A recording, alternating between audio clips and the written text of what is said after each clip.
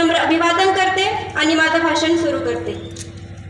ना कोणतं पद, ना माजी मंत्री, ना आमदार, ना खासदार, तरी काम दमदार, कारण माणूस आहे दिलदार, कारण माणूस आहे दिलदार. लातूर ग्रामीणचे अधिकृत उमेदवार संतोष नागरगोजे यांची मी कन्या श्रिया संतोष नागरगोजे आज या सभेनिमित्त तुमच्यासमोर 2 शब्द बोलण्यासाठी उभी आहे. मी तुमचा जास्त वेळ घेणार नाही. शेतकऱ्यांच्या समस्या निर्माण झाल्या की पप्पांचं आंदोलन असतंच. त्या आंदोलनामुळे त्यांच्यावर अनेक केसेसही झाल्या. फक्त आंदोलनच नाही तर कृषी प्रदर्शन असेल, शेतकऱ्यांच्या मदतीची कार्यक्रमे असतील, अशा प्रकारचे अनेक उपक्रम पप्पा सतत घेत असतात. शेतकऱ्यांची कामे करतात.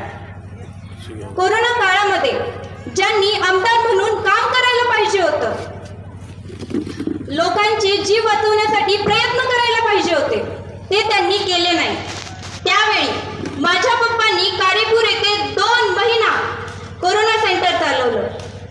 तसेच पानगाव आणि आजूबाजूच्या 40 गावांमध्ये मोफत राशन वाटप केलं.